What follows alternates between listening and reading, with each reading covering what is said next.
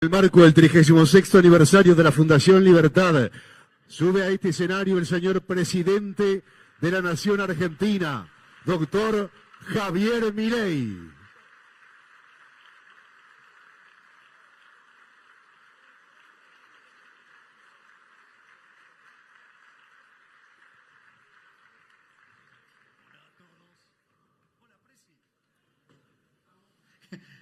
Hola a todos. Si no, no soy yo. Bueno, buenas noches. Muchas gracias a la Fundación Libertad por permitirme ser parte de esta reunión, que además, honrado por tantas personalidades, como el presidente Macri, como el presidente Lacalle Pou, como el presidente Aznar.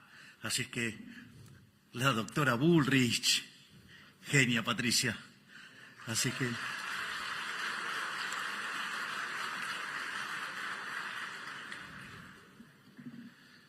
obviamente que al momento de que uno tiene que elegir una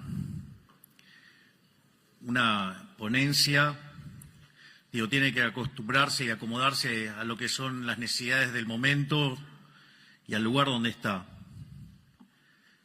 Y dada la discusión, que hoy está tan presente en Argentina sobre el tema de la inflación, sobre la discusión del tipo de cambio y ese tipo de cuestiones, y dado que estoy frente a un público calificado, un público que está acostumbrado a recibir análisis económico, la intención de esta charla es básicamente contarle cómo es nuestra visión de cómo enfrentar y atacar y exterminar de una vez por todas el problema de la inflación en Argentina, que tiene una fecha de inicio clara, que es cuando se creó esa institución nefasta que está en Reconquista 266, llamada Banco Central de la República Argentina.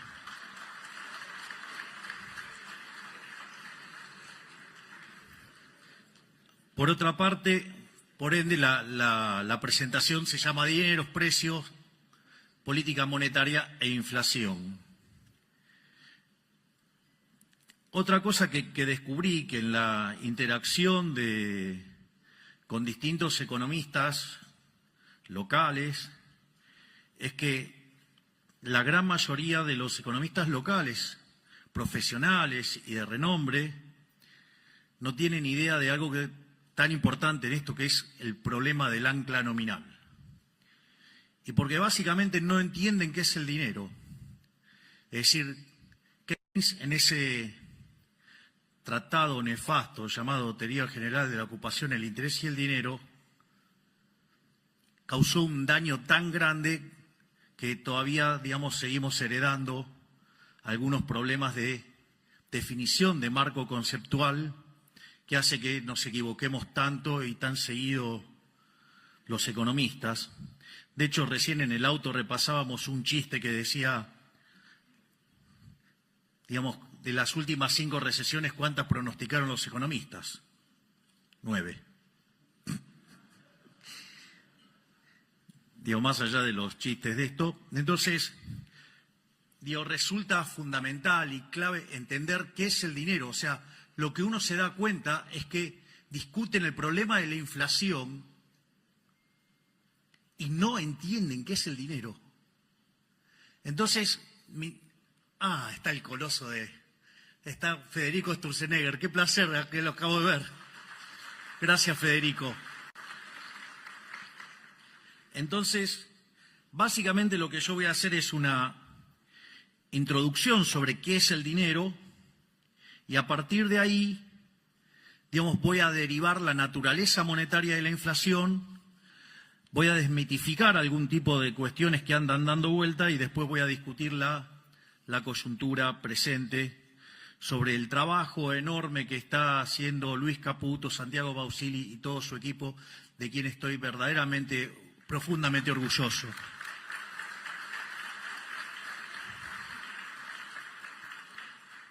Entonces, lo primero es, si no hubiera dinero, ¿cómo sería la economía? Bueno, la economía sería una economía de trueque, donde se intercambian bienes por bienes. Ahora, en una sociedad chiquitita eso no es en principio un problema, pero en una sociedad más grande sí es un problema, porque ustedes tienen un problema que se llama la doble coincidencia. Es decir, ustedes tienen que encontrar a alguien que quiera comprar lo que ustedes tienen y al mismo tiempo, digamos, machear la venta, digamos, o sea, que además quiera lo que ustedes tienen. Por lo tanto, ese proceso se hace muy, muy difícil. Pero al margen de que ese proceso sea extremadamente difícil, aparece un segundo problema, que es el problema de la indivisibilidad. Porque sí, yo puedo querer comprar pan, el panadero quiere comprar el servicio de análisis económico, pero, digamos, o sea, la cantidad de kilos de pan que me tiene que dar, digamos, para que yo le hable, no sé, una hora de economía, no me apega. Al menos hoy. Y espero que después de mi paso por la presidencia, muchísimo más. Porque tengo que seguir laburando después. Entonces, ahora, frente a esa situación, digo, el hombre no se quedó llorando. O sea, no es que se puso a llorar en un rincón, digo, y lloraba por el problema de la doble coincidencia y la indivisibilidad. Le buscó la vuelta y descubrió que había bienes que se intercambiaban muchísimo más que otros. Es decir, entonces, no es que compraba esos bienes que se intercambiaban mucho porque en principio los quería tener, sino que los adquiría para poder usarlo de medio indirecto para comprar otros bienes. Es decir, la idea del bien de intercambio indirecto. Es decir, y cuando aparece el bien de intercambio indirecto, lo que está apareciendo ahí es justamente el dinero. Es decir, ese bien que oficia como bien de intercambio indirecto, justamente ahí nos encontramos con la aparición del dinero. Entonces, por ejemplo, cuando el hombre era nómade, el primer dinero que apareció, ¿cuál era? El ganado. ¿Por qué? Porque el ganado era lo que comían y como eran nómades, les permitía moverse con el ganado. Consecuentemente, usaban el ganado como moneda. Después el hombre se volvió sedentario, entonces descubrieron que había otras formas más eficientes de utilizar dinero. Entonces, por ejemplo, una de las cosas que consumía mucho el hombre, que era el pan. Entonces, ¿qué empezaron a usar como bien de intercambio indirecto? El trigo. Entonces, no es que compraban y vendían trigo porque les interesaba el trigo per se, sino que en realidad lo usaban mucho, ¿por qué? Porque era un bien de intercambio indirecto. Ahora, no solo eso. Después, por ejemplo, digo, cuando uno dice el término salario, ¿sí? ¿Y por qué era salario? Porque básicamente se pagaba en sal. ¿Por qué era tan importante la sal? Miren, si había personas que le iba muy bien, digamos, en la antigüedad, era la gente que llevaba por todos lados que especies. ¿Por qué? Porque les permitía que tenga gusto algo la comida. ¿Ustedes se fijaron en lo que es comer la comida sin nada de condimento? Es una inmundicia. Digo, se lo digo, no sé cuál es lo gracioso, pero traten de hacerlo, es una cosa horrible. En especial, fíjense que es lo que le pasa cuando se ponen a dieta. Digo, hay algunas dietas que son un poquito más complicadas, sobre todo la de gasto público. Pero bueno.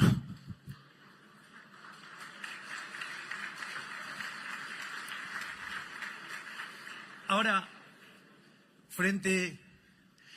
más que aplausos, deberíamos estar regocijándonos que por primera vez le estamos dando duro y parejo al gasto público. Estamos cumpliendo el sueño de Rothbard. Es increíble, ¿no? Una caída real del 35% en el gasto público. Vamos, muchachos, eso es sacar al Estado del medio.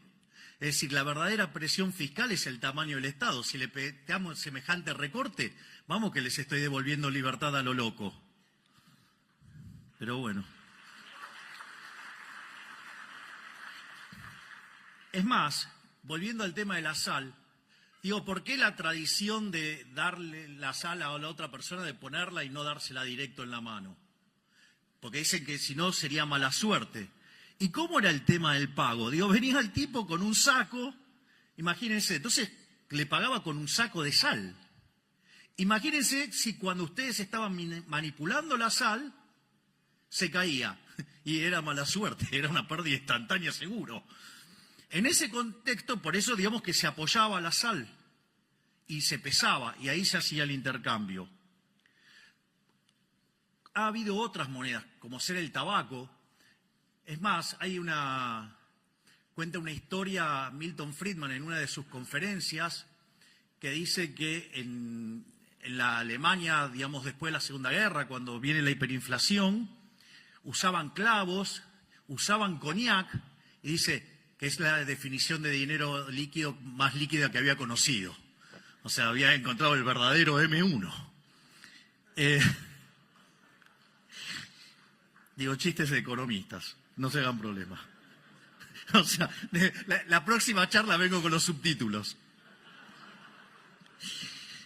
Entonces, básicamente, ahora, ¿cuál era el problema con todo ese tipo de dineros que habían aparecido? O sea, que eran mercancías, o sea, que tenían un valor de uso como mercancía, pero también servían para hacer transacciones.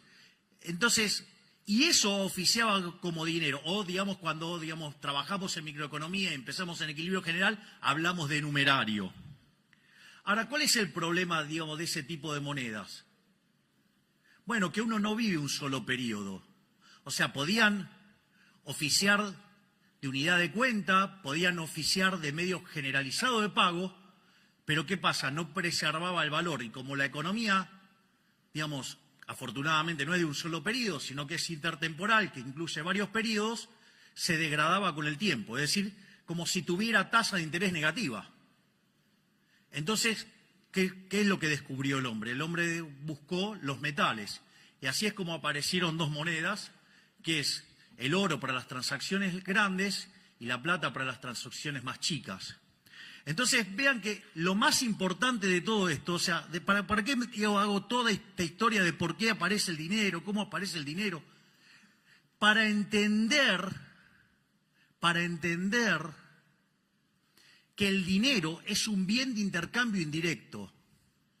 Es decir, y al ser un bien de intercambio indirecto, ¿qué quiere decir? Que su demanda es una demanda derivada. Es decir, yo no demando dinero para llevármelo al traje de madera. Si yo demando dinero para hacer transacciones y básicamente quiero utilizar ese dinero, ¿sí?, para financiar un sendero de consumo a lo largo de toda mi vida. Es decir, por eso uso dinero. Ahora, si yo, entonces, el dinero tiene esa connotación, esa característica, ¿de qué depende entonces la demanda de dinero? Y ahí es donde nos empezamos a encontrar con estos problemas.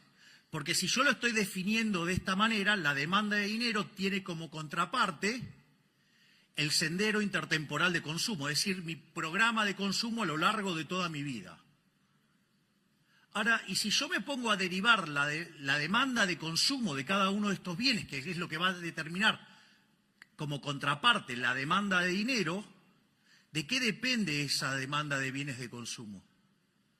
Y en el fondo, esa demanda de bienes de consumo van a depender de lo que, en paz descanse, decía Robert Lucas Jr., que depende de los parámetros profundos. Es decir, depende de las preferencias, depende de la tecnología y depende de las dotaciones. Digo, por lo tanto, si las dotaciones están dadas, las preferencias están dadas y la tecnología, digamos, es un caso, digamos, sin que se haga alguna suposición sobre el progreso tecnológico, que tal, digamos, también está dado y si lo quieren asumir, digamos, lo van a poner dentro del modelo.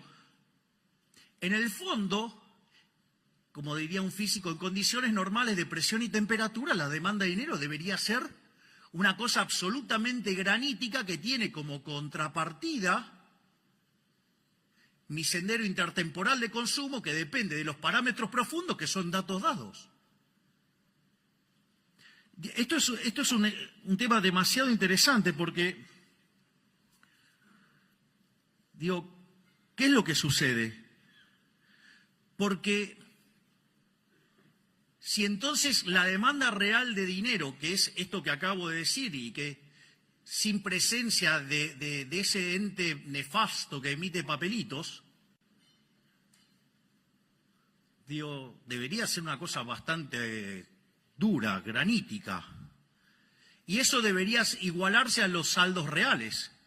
Es decir, la cantidad de dinero dividido el nivel de precios. Entonces, fíjense que ahí ustedes se encuentran con la teoría monetaria de la inflación, porque ustedes van a determinar que el nivel de precios va a venir dado por el cociente entre la oferta de dinero y la demanda de dinero.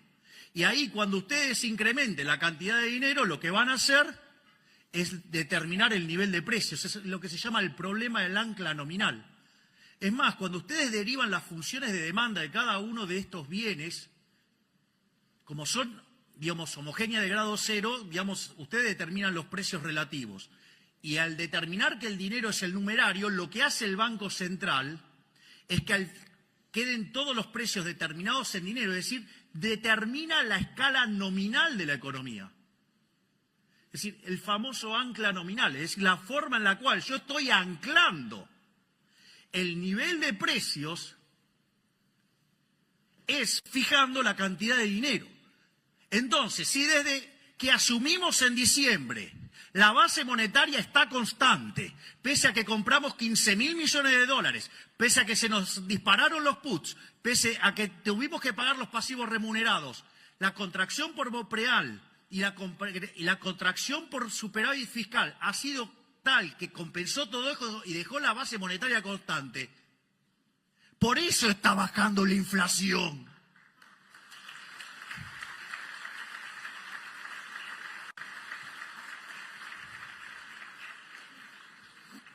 Después voy a seguir con los temas que tienen que ver con la actualidad. Pero, o sea, cuando dicen, algunos economistas profesionales, asumo que algunos, digamos, por ignorancia, otros por resentimientos, otros porque, digamos, o sea, si se quisieran suicidar, lo mejor que podrían hacer es tirarse de los más altos de su ego. Que quedarían hechos un huevo frito abajo. Es decir, no hay plan de estabilización. ¿Y cómo es que baja la tasa de inflación? ¡Qué magia! No, dejamos constante la cantidad de dinero. Es más, cuando ustedes hacen la configuración de un programa de estabilización, tiene básicamente 3 elementos centrales.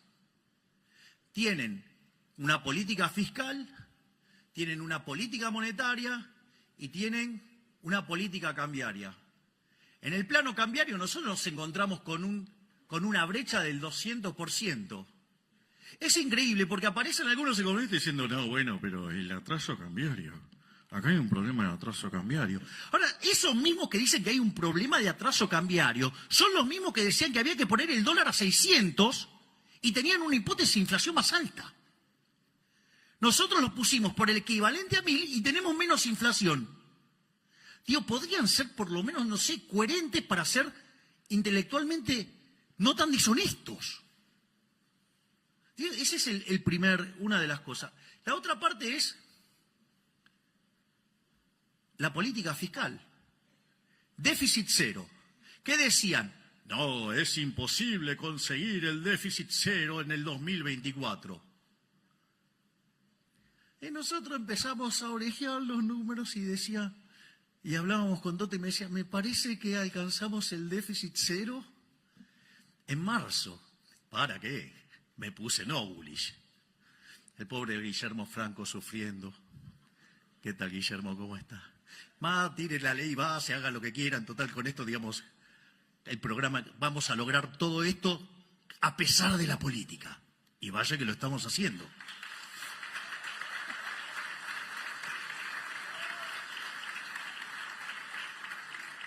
¿Y con qué nos encontramos? Que eso que era imposible, lo logramos en el primer mes. En enero alcanzamos el equilibrio financiero, es decir, tuvimos superávit primario y además pagamos los intereses, o sea, alcanzamos el equilibrio financiero. Entonces, ¿qué dijeron, digamos, la manga de pifiadores? En lugar de reconocer que le pifiaron, no, bueno, es muy poquito de motosierra y es mucha licuadora. Digo, pregunten qué pasó con la obra pública. Pregunten qué pasó con las transferencias discrecionales. Pregunten qué pasó con los intermediarios de los planes. Pregunten qué pasó con la cantidad de empleados públicos. Me parece que la motosierra es un poquitito más grande. De hecho, la mayor parte del ajuste es motosierra. Y les voy a decir algo, a veces la licuadora, si se vuelve permanente, también es motosierra. Que quede claro, entonces. Es decir, con lo cual, la motosierra final es cuestión de tiempo, hasta que terminemos de estabilizar. Es más, y aquellos que dicen, no, bueno, pero ustedes no son liberales, subieron los impuestos. Ah, ¿subimos los impuestos? Yo suelo utilizar un ejemplo muy interesante para entender el robo que es la política monetaria, que es el caso de una economía que hace transacciones en oro, ¿no? Entonces, supongamos que tenemos una economía que hace transacciones en monedas de oro y aparecen ahora por acá un par de amigos míos, aparece un físico y aparece un químico y me traen la fórmula para convertir el plástico en oro. Entonces, ¿qué empezamos a hacer? Empezamos a comprar plástico. Entonces, ¿qué empezamos a hacer? Empezamos a falsificar oro. La pregunta es, si yo ese oro lo tuviera guardado en mi casa, o tengo un problema de autoestima y entonces quiero alardear que tengo toda una casa de oro y no es de oro, digamos, de todo oro falso, entonces agarro y hago todo eso. Hasta ahí no hay ningún problema, porque yo ahí no estoy cometiendo ninguna estafa, hasta ahí no hay nada, o sea, lo único que estoy haciendo es falsificando. ¿El problema cuándo aparece? El problema aparece cuando ese oro falso yo lo meto adentro de la economía como si fuera bueno. Y cuando hago eso, ¿cuál es el problema? Estoy aumentando la oferta de oro. Y al aumentar la oferta de oro, el poder adquisitivo del oro cae. Es decir, que todos los precios expresados en unidades de oro suben. Eso se llama ¿cómo? Inflación. Es decir, donde la verdadera estafa no es la inflación, la verdadera estafa es el señoriaje. Es decir, es la emisión monetaria la verdadera estafa. Porque yo les hago una pregunta. Si ustedes tuvieran una economía en crecimiento y el Banco Central emite acorde al crecimiento de la demanda de dinero como consecuencia del crecimiento de la economía, suponiendo que el consumo fuera una fracción constante del ingreso. Así queda todo perfecto en términos de la estructura que usé. Entonces, ¿qué es lo que sucede? La inflación es cero. ¿No hay estafa ahí? Sí que hay estafa. Sí que hay estafa. Entonces claro, cuando quieren hacer la cuenta del impuesto inflacionario no le da. Porque cuando calculan la tasa, le da la tasa de inflación dividido 1 más la tasa de inflación. Entonces, como es cero, entonces no le da. Y en realidad sí hay estafa. ¿Por qué hay estafa? Porque si no hubieran emitido, hubiera deflación. Es decir, la deflación es algo sano. Es decir, la deflación, de hecho, para los clásicos que se dedicaban a mirar todo el día qué estaba pasando en la economía y después escribían, para ellos no eran un problema. Por eso recomiendo enfáticamente un libro maravilloso de Philippe Bagus que se llama Defendiendo la deflación. Lo que pasa es que cuando hay deflación, hay algunos que ganan y hay otros que pierden. Bueno, si, tienen más exposición los que pierden y bueno, claro, entonces, la deflación es mala. Pero no es mala, porque deriva, de hecho, del propio crecimiento económico y implica devolverle recursos a la gente. Ahora, entonces, esto quiere decir que la verdadera estafa es la emisión monetaria. Esto es muy interesante porque el gobierno delincuente que nos precedió, en los 4 años de gobierno emitieron 28 puntos del PBI, manga de chorros.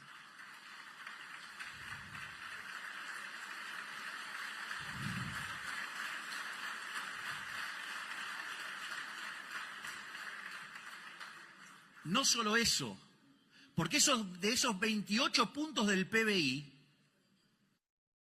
en el último año emitieron 13 puntos del PBI. Y si ustedes consideran, entre, digamos, la emisión directa y la emisión indirecta, y si ustedes consideran que la base monetaria, no la amplia, sino la base monetaria básica, es 2,6% del PBI, nos dejaron implícito solamente en eso una multiplicación del nivel de precios por 5 veces. No solo eso, además nos dejaron un banco central quebrado, donde había una relación de pasivos remunerados de 4 veces a 1. No solo eso, sino que además nos dejaron sobrante monetario. Claro, cuando ustedes hacían toda la cuenta, digamos, básica, eso daba que nos íbamos a encontrar con una inflación en torno al 15.000%. Digo, ese chico, el soviético, el que está en la provincia, ya no es exageración. Eso era una exageración, decía, eso no pasa. Y la realidad es que cuando nosotros, digamos, entramos en diciembre, en la primera semana, los precios venían creciendo al 1% diario. Eso anualizado daba 3.700% anual. Dicen, no, pero si sumo 1 más 365 veces me da 360. O sea, ni siquiera saben el cálculo de cómo es la inflación, que es una exponencial. Así estamos. Después, cuando ustedes toman las 2 primeras semanas, porque digamos, el gobierno anterior había dejado un montón de controles de precios y los liberaba todo justo antes de que asumiéramos nosotros. Ahí la inflación se aceleró al 7.500% anual. Y hay algunos caraduras, hay colegas intelectualmente deshonestos que niegan que había una hiperinflación plantada, que niegan que había un potencial de hiperinflación de en torno al 15.000%. Y cuando ustedes toman la inflación mayorista, la inflación del mes de diciembre mayorista dio 54%. Eso anualizado da 17.000. Es decir, nosotros asumimos con una tasa de inflación mayorista corriendo el 17.000%. Y esa inflación que corría el 17.000%, es decir, al 54% mensual, dada la obra enorme que está llevando a cabo todo mi equipo, hoy esa inflación mayorista es del 5%. Es decir, la bajamos en 90% al ritmo al que crece la tasa de inflación. Y no tenga duda que la vamos a exterminar.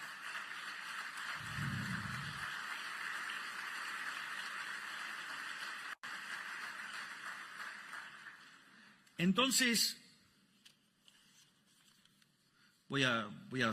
tenía toda una parte donde me peleaba con Keynes, pero la voy a omitir. Sí, porque digamos, me pongo un poco denso, intenso, porque te voy a tratar de mantener las formas. Entonces, lo primero que... Entonces es interesante porque claramente nosotros tenemos un programa de estabilización, un programa de desinflación, porque por algo baja la inflación. No es que baja por arte de magia. Es más, hay otro elemento central de por qué baja la tasa de inflación. Una de las cosas enormes, digamos, que es digno de admiración, es el trabajo que está haciendo Santiago en el Banco Central y todo su equipo, Santiago Bausili. ¿Esto por qué es tan importante? Porque miren, cuando ustedes tienen un banco central quebrado, es decir, que quiere decir que los pasivos valen más que sus activos, la única forma donde ustedes corrigen la quiebra tradicionalmente es mediante un tremendo fogonazo inflacionario de modo tal que los pasivos monetarios se achiquen. Y cuanto más quebrado están, la tasa de inflación que ustedes necesitan es muchísimo más alto para dejar en equilibrio el patrimonio neto. Entonces, en la medida que ustedes tienen un nivel de precios de hoy, en la medida que ustedes van a una quiebra del Banco Central y necesitan licuar eso, implica precios más altos, ¿no? Una inflación más alta implica... Entonces, cuando ustedes toman el nivel de precios que deja en equilibrio el balance del Banco Central respecto al nivel de precios que tiene hoy, unen eso, les da una línea y la pendiente de esa línea es la tasa de inflación. Entonces, conforme ustedes empiezan a limpiar el balance del Banco Central, lo que están bajando es la tasa de inflación. Esto es un tema muy interesante. Es decir, el trabajo que hace el Banco Central es fundamental, el saneamiento es fundamental para bajar la tasa de inflación. Es decir, ¿pero qué quieren que le diga? Si había uno que decía, no podés dolarizar, si no hay fideo y no hay tuco, y me invitó a fideo, hay tuco, fideo con tuco. Pues se equivocó, pero es más fácil tirar volquete de estiércol antes que reconocer el error. De hecho, una de las cosas, miren, digamos, si lo que están murmurando se comieron el verso, lo siento, I'm so sorry. La vida es así. De hecho, fíjense que nosotros teníamos varias propuestas de dolarización. En la medida que íbamos avanzando, algunas se nos caían, otras quedaban en pie.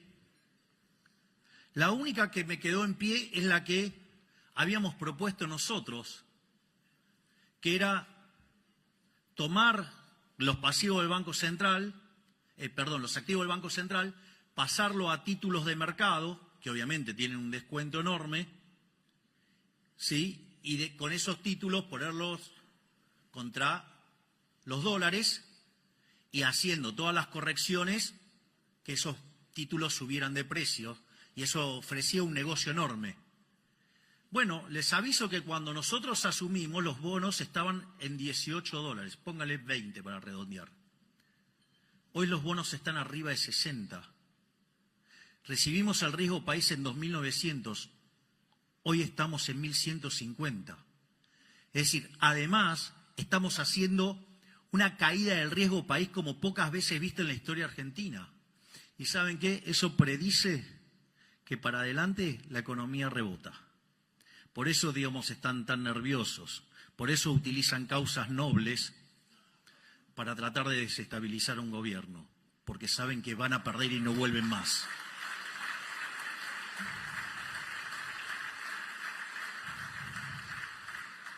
Por lo tanto, fíjense que cuando nosotros recibimos ese déficit monumental de 15 puntos del PBI, 5 en el Tesoro y 10 en el Banco Central, hoy, entre el ajuste que hicimos en el Tesoro y el ajuste que lleva hecho el Banco Central, de 15 puntos lo bajamos a 13. No solo eso, digamos, cuando termine el año le habremos devuelto al sector privado 15 puntos del PBI en ahorro. ¿Quieren saber cómo va a crecer la economía? Va a subir como pedo de buzo.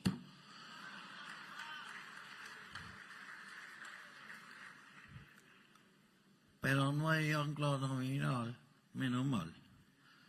Bueno, eso, digamos, entonces hay una ancla, digamos, el caso, digamos, del ancla nominal, que es cuando ustedes fijan la cantidad de dinero.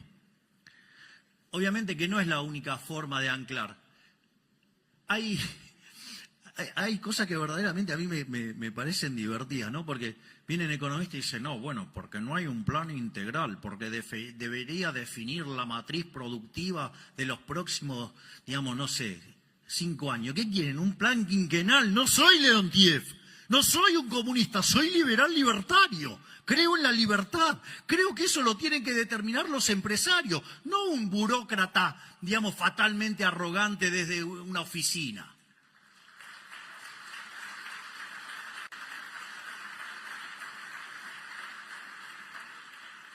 O cuando dicen, No, bueno, pero deberías fijar el sendero de precios, salarios, que no sé. Digo, de vuelta, muchachos, soy liberal, yo creo en el sistema de precios. Es decir, ustedes para determinar, para poder saber cuál es el vector de precios, deberían de vuelta conocer las preferencias, la tecnología y las dotaciones. Pero si ustedes además lo quieren hacer intertemporal, lo tienen que hacer desde hoy hasta el fin de la historia, ¿sí? Y además, con lo cual tienen que saber cómo se va a mover la población, cómo va a moverse, digamos, las preferencias, cómo van, digamos, a moverse la tecnología. Es más, cosas que ustedes antes creían que no estaban en las dotaciones, pasan a ser dotaciones. O miren si, digamos, o sea, conquistamos Marte y nos traemos recursos de Marte, qué sé yo, digo, un montón de cuestiones, digo, que... Entonces, digo, para poder acertar todo eso, uno tendría que ser omnisciente, omnipresente y omnipotente. Es decir, deberían ser Dios. Digo, mire, por mucho que le pesen a los políticos, ¿saben qué? No son Dios. Les diría que son peores que el ser humano promedio. Porque miren, cuando yo entré en política, digamos, y después de un tiempo me preguntó un periodista, así de manera media agresiva, me dijo, bueno, pero usted, digamos, que entró en política y se vive quejando de los políticos, ¿y qué piensa ahora? Entonces le dije, que me equivoqué. Me dijo, vio que al final, que no eran tan buenos. No, me equivoqué para mal, son mucho peor de lo que imaginaba. Entonces, digamos, o sea, por eso el sistema de la libertad funciona mucho mejor, porque, digamos, o sea, estas, digamos, decir que son monos con navaja es insultar a los monos.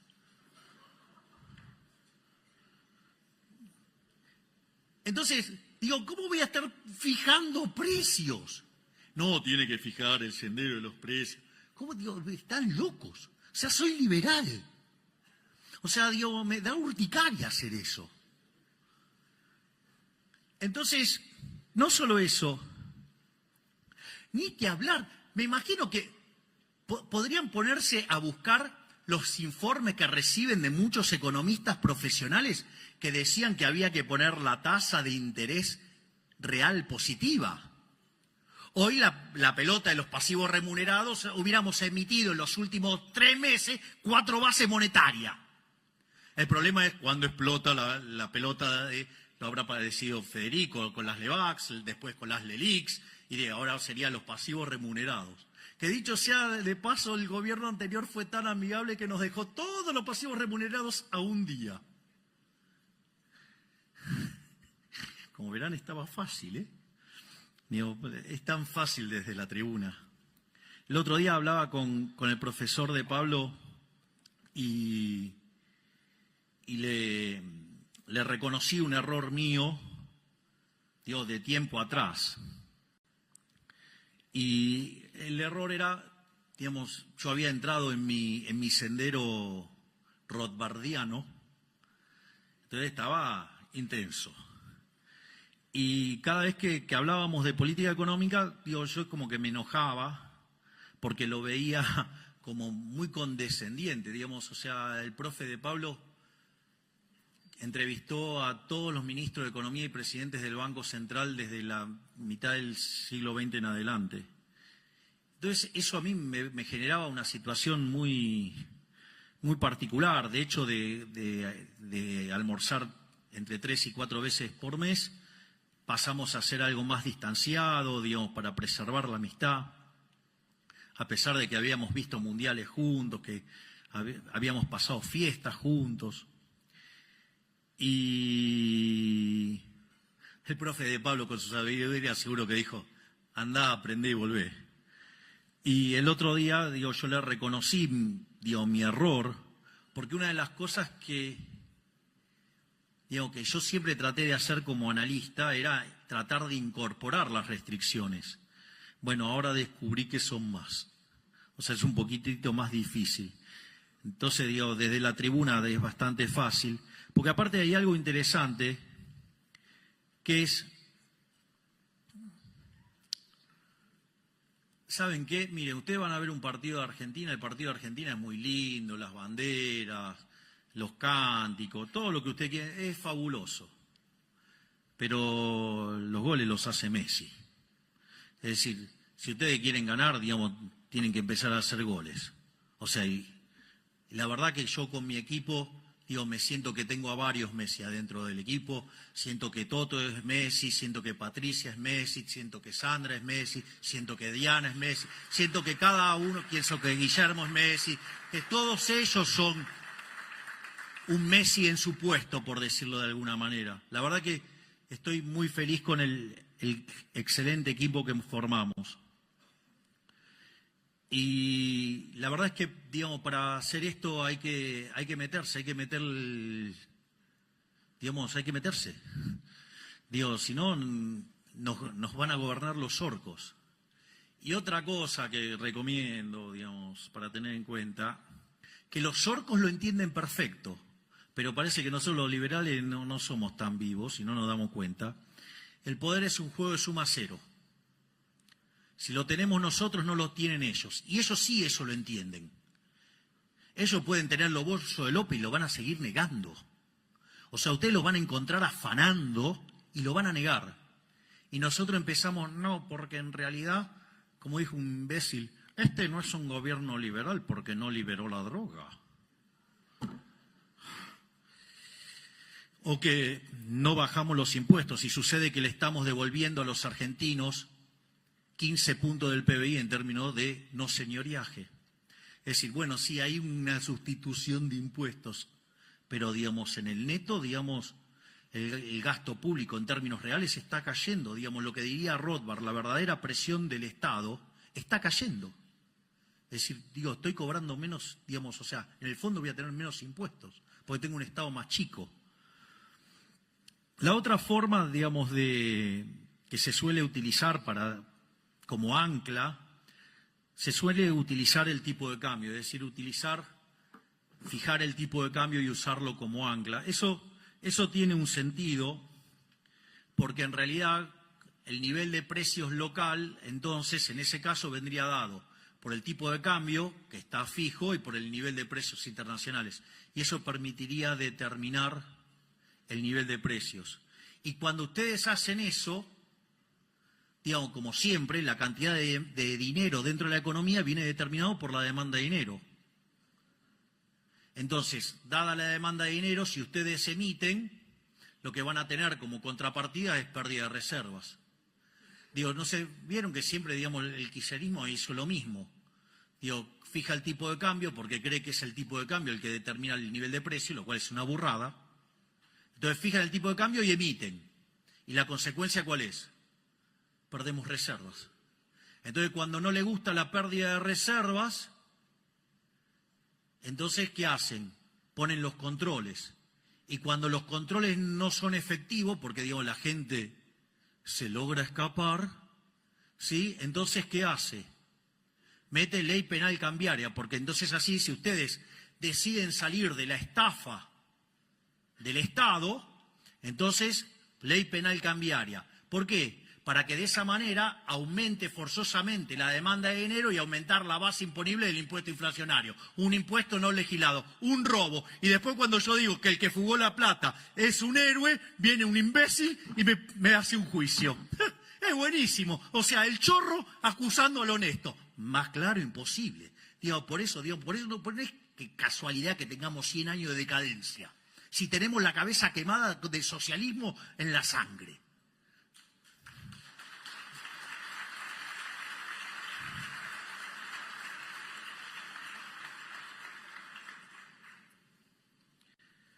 Obviamente que la otra forma de tener un ancla nominal es utilizando lo que se llama el sistema de metas de inflación, pero ahí digamos, el ancla es una cosa más complicado, porque en rigor, si ustedes lo quieren pensar en términos de cantidad de dinero, no lo tienen. ¿Por qué? ¿Cuál es el problema? Porque si estoy fijando la tasa de interés, entonces no fijo la cantidad de dinero, y si no fijo la cantidad de dinero, no puedo fijar el nivel de precio. Entonces tengo lo que se llama un problema del ancla nominal. Y eso se resuelve, ¿de qué manera? Cuando tengo las expectativas de inflación, al tener, digamos, determinados los precios esperados, entonces Si las expectativas están ancladas, puedo determinar los precios de hoy, puedo determinar la demanda de dinero, y al determinar la demanda de dinero, determino la cantidad de dinero y el sistema queda anclado. Eso sí, digamos, hay que tener ancladas las expectativas. Miren, yo creí que tener un banco central que hiciera las cosas bien, digamos, era posible. Es más, mi gran ilusión fue que cuando tuvimos el mejor banco central de la historia, que fue el que presidió Federico, yo creí que podíamos tener banco central hasta el 28 de diciembre del 2017. Digamos que se lo llevaron puesto y así fue lo que gastilló el retorno del kirchnerismo. Entonces, en ese sentido, ahí a mí, digamos, el Banco Central,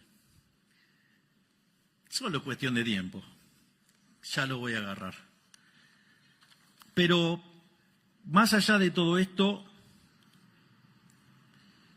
lo que quiero entonces ahora es básicamente terminar con lo que nosotros hemos hecho, ¿no? Digamos, cómo es que estamos logrando bajar la tasa de inflación. Y básicamente, de vuelta, como dije antes, un programa de déficit cero, donde atacamos de cuajo el gasto público, donde obviamente que en la primera parte sobrereaccionamos y el ajuste equivalente. Digo, ¿ustedes escucharon lo del otro día, lo del títere? Fue increíble, diciendo, ay, qué ajuste insignificante. Dejó un déficit de más de 5 puntos del PBI. Nosotros lo llevamos a 0,2 positivo y si lo teman en términos anualizados, hicimos un ajuste de 7 puntos del PBI. Y el caradura dice, resultado insignificante. Les cuento que en los últimos 123 años de historia, Argentina tuvo déficit en 113. Quiere decir que tan fácil lo que estamos haciendo no era.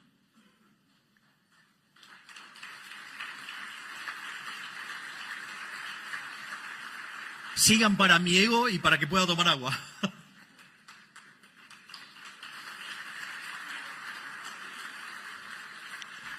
Por otra parte, el saneamiento del Banco Central hizo que de tener un déficit cuasifical de 10 puntos del PBI, digamos, hoy ya está en 4 y va camino a 3.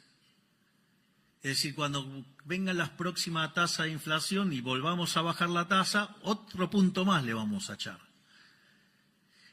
Entonces, cuando ustedes computan lo que ajustamos en el Tesoro y lo que ajustamos en el Banco Central, ya llevamos ajustado de los 15 puntos, 13 puntos. No existe registro histórico en la historia de la humanidad de un ajuste de semejante calibre en 3 meses. Pero no solo eso, sino si ustedes se fijan, tanto los analistas como el Fondo Monetario Internacional, cuando nosotros llegamos, estaba esperando una inflación del 250%, digo, para Argentina, en un caso optimista. Bueno, hoy el fondo espera que Argentina, la inflación este año cierre en 150%. Para que cierre en 150%, de acá a fin de año la inflación promedio tiene que ser del 5,5%. Es decir, que hacia fin de año está claro que la tasa de inflación, dado donde arrancamos, va a estar bastante por debajo del 5%. Es decir, lo estamos logrando, estamos terminando con la inflación.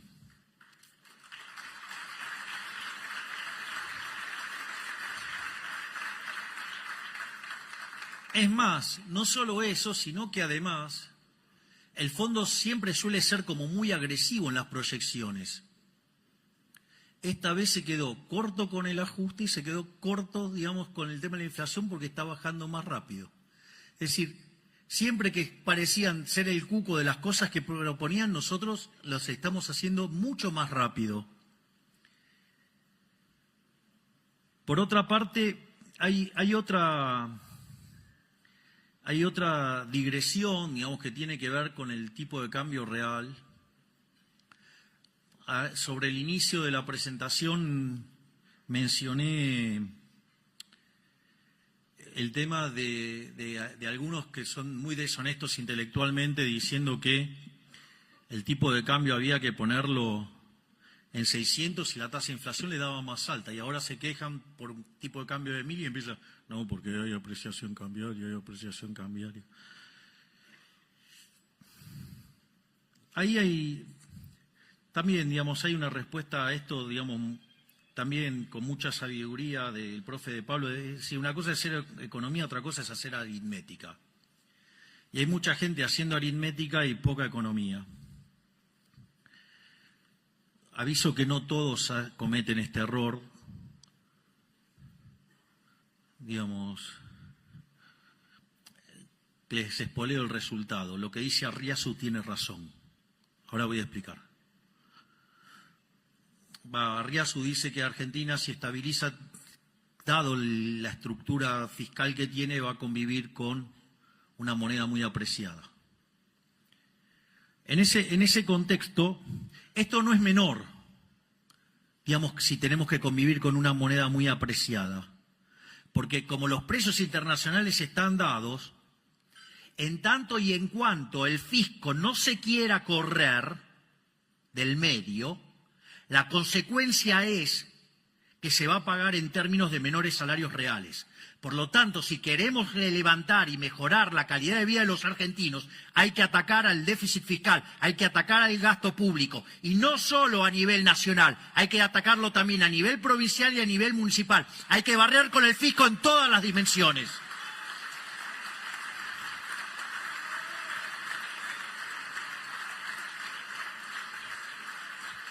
Esto es, la fuente de nuestro empobrecimiento, la fuente de que la gente no le alcance la guita, la fuente de que haya tantos pobres, tantos indigentes y que haya un montón de argentinos cagándose de hambre, es culpa de los malditos políticos que no quieran bajar el gasto público.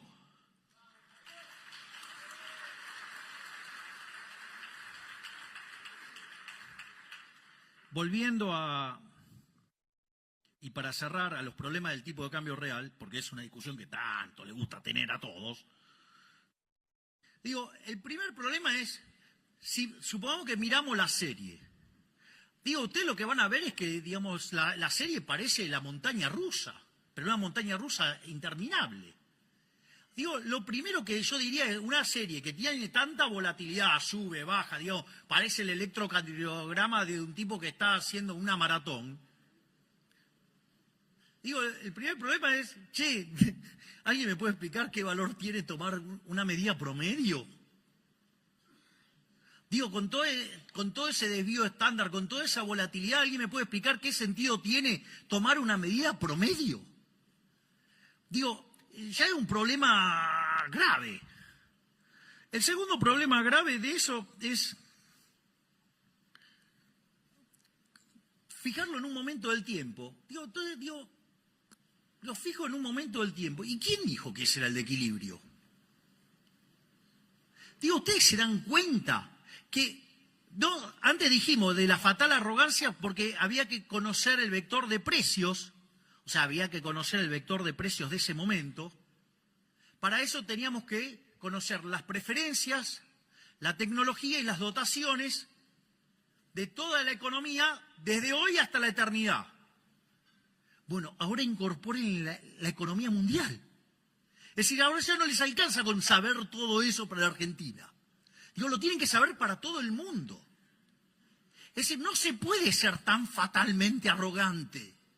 Y no solo eso, el disparate, digamos, o sea, se corona de manera superlativa, cuando además, digamos, eso les daría poder explicar las condiciones de oferta y demanda de todos los bienes de todo el mundo en un momento del tiempo. Esto quiere decir que ustedes me pueden decir que, no sé, que el tipo de cambio real que estaba en la fecha, no sé cuál es el que más usan los informes ahora, no sé, digo, no sé, supongamos, no sé, por decir algo, 2007, no sé, digo, no lo estoy diciendo, lo estoy diciendo así aleatoriamente, o 1997, o 1985, no sé, cuando quieran. La pregunta es, ¿las condiciones de oferta y de demanda de todos los bienes de economía son idénticamente iguales a las de ese momento para decir que el tipo de cambio real tiene que ser ese mismo? Digo, pero o caemos en el problema de la fatal arrogancia o caemos en el problema de la imbecilidad pero furiosa. Digo, no sé, ¿les gusta tanto el centrismo idiota? Digo, porque ya que lo quieren que lo apliquen y lo hagan de esa manera. O, digamos, lo que yo sugiero, agarren toda la teoría neoclásica, un montón de pedazos, hay que tirarla de vuelta y hay que volver a abrazar la economía austríaca, que son las que verdaderamente abrazan las ideas de la libertad. Así que muchísimas gracias y les voy a decir algo. ¿Saben qué? A pesar de la política, lo vamos a lograr. ¡Viva la libertad, carajo!